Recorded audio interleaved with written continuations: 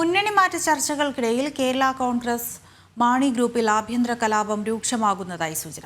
LDFിലെ അവഗണനയും വനം നിയമവും ചൂണ്ടിക്കാട്ടി മുന്നണി വിടാനൊരുങ്ങുമ്പോൾ തീരുമാനമെടുക്കാനാവാതെ പ്രതിസന്ധിയിലായിരിക്കുകയാണ് പാർട്ടി നേതൃത്വം.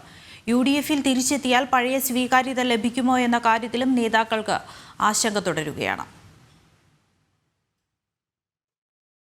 കേരള കോൺഗ്രസ് മാണി ഗ്രൂപ്പിനായി വാതായനം തുറന്നിട്ട് UDF കാത്തിരിക്കാൻ തുടങ്ങിയിട്ട് നാളുകളായെങ്കിലും തീരുമാനമെടുക്കാൻ കഴിയാത്ത സ്ഥിതിയിലാണ് പാർട്ടി നേതൃത്വം. പാർട്ടിക്കുള്ളിലെ ആഭ്യന്തര കലഹമാണ് തീരുമാനമെടുക്കുന്നതിന് വിലങ്ങുതടിയായി നിൽക്കുന്നത്. കടുത്ത അവഗണനയാണ് LDFിൽ നിന്ന് മാണി ഗ്രൂപ്പ് നേരിടുന്നത്.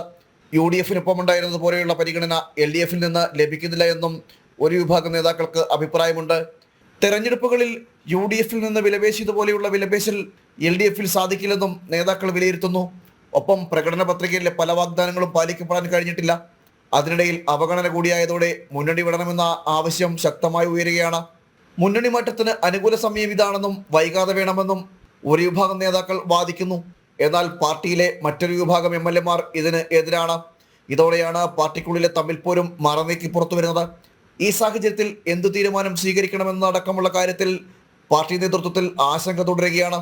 മുനമ്പം വിഷയത്തിലും വനനിയമത്തിലും നിലപാട് സ്വീകരിക്കാൻ കഴിയാതായതോടെ പാർട്ടിയിലെ പ്രധാന വോട്ട് ബാങ്കായ കത്തോലിക്ക സഭയും എതിരായി.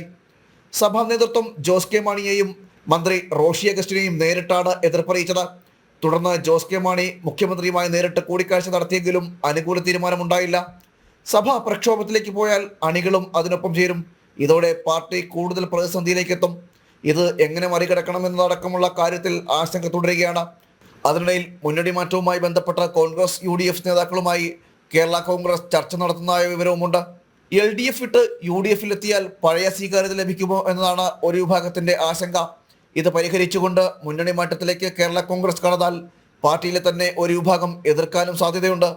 ഈ സാഹചര്യത്തിൽ പാർട്ടി പിളർപ്പിലേക്ക് പോകാനുള്ള സാധ്യതയും തള്ളിക്കളയാനാകില്ല. ജനം, തിരുവനന്തപുരം.